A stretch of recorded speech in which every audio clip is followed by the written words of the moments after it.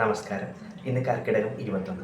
അപ്പോൾ നമ്മൾ ഇന്നലെ പറഞ്ഞു നിർത്തിയത് ദൂതനെ കൊല്ലുക എന്നുള്ളത് ഒരു രാജാവിന് ചേർന്ന ലക്ഷണമല്ല എന്നൊക്കെ വിഭീഷണൻ പറയുന്നത് കേട്ട് രാവണൻ പറയാണ്, എന്നാൽ നമുക്ക് ഇവന് എന്തെങ്കിലും ഒരു ശിക്ഷ കൊടുത്തു വിടാം എന്ന് പറഞ്ഞ് ഹനുമാന്റെ വാലിൽ തീയിടാം എന്ന് പറയാണ്. കുരങ്ങുകൾക്ക് അത്യാവശ്യമാണ് അവരുടെ വാലെന്ന് പറയുന്നത്. അപ്പോൾ ഇവൻ്റെ വാല് നഷ്ടപ്പെട്ടാൽ മറ്റുള്ള കുരങ്ങുകളൊന്നും ഇവനെ കൂട്ടത്തിൽ കൂട്ടില്ല. അപ്പോൾ അതുകൊണ്ട് ഇവൻ്റെ വാലിൽ നമുക്ക് തീയിടാം എന്ന് പറയാണ്. അങ്ങനെ ഭടന്മാർ ഹനുമാന്റെ വാലിൽ ചുറ്റാനായിട്ട് ധാരാളം തുണികളൊക്കെ കൊണ്ടുവരികയാണ്. എന്താണെന്ന് വെച്ചാൽ രാവണ സഭയിലേക്ക് ഹനുമാൻ വന്ന സമയത്ത് ഹനുമാൻ സ്വന്തം വാല് വലുതാക്കി അതൊരു സിംഹാസനം പോലെയാക്കി അതിലാണ് ഇൻവേർഷനായത്. ആ വാല് മുഴുവൻ ചുറ്റാനായിട്ട് ധാരാളം തുണികളുടെ ആവശ്യമുണ്ടായിരുന്നു. അപ്പോൾ അവർ ധാരാളം തുണികളൊക്കെ കൊണ്ടുവന്നു. അത് വെച്ച് ചുറ്റിയിട്ടും ആ വാല് മുഴുവനായിട്ട് ചുറ്റാൻ കഴിയുന്നുണ്ടായിരുന്നില്ല. അപ്പോൾ അവർ ബാക്കിയുള്ള ആളുകളുടെ ഭവനങ്ങളിൽ നിന്നൊക്കെ പോയിട്ട് പട്ടുതുണികളെല്ലാം കൊണ്ടുവരികയാണ്. അങ്ങനെ തുണി ചുറ്റിയ വാലിൽ നെയ്യും എണ്ണയൊക്കെ അവർ ഒഴിച്ചു കൊടുക്കുകയാണ്.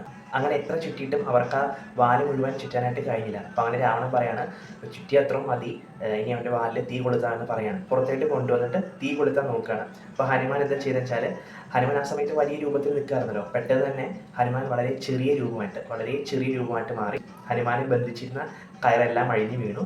കയറഴിഞ്ഞു വീണ ഉടനെ തന്നെ ഹനുമാൻ വീണ്ടും വലിയ രൂപമായിട്ട് മാറി ഭടന്മാരെ ഹനുമാന്റെ വാലിൽ തീ കൊളുത്തി.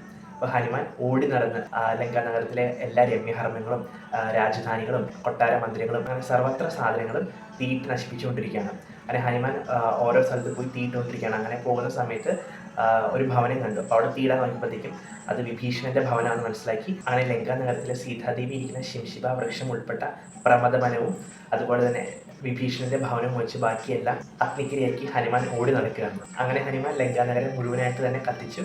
അതിനുശേഷം ഹനുമാൻ തൊട്ടടുത്ത നദിയിൽ പോയിട്ട് തൻ്റെ വാല് മുക്കി തീ അണയ്ക്കുകയാണ് ചെയ്യുന്നത്. അങ്ങനെ ഹനുമാൻ പ്രമദവനത്തിലെ അശോകവാടികയിൽ വന്ന് സീതാദേവി വീണ്ടും കാണുന്നുണ്ട്. സീതാദേവിയോട് നടന്ന കാര്യങ്ങളൊക്കെ പറഞ്ഞ ശേഷം വീണ്ടും അനുഗ്രഹമൊക്കെ മേടിച്ചിട്ട് ശ്രീരാമദേവന്റെ അടുത്തിലേക്ക് പോവുകയാണ്.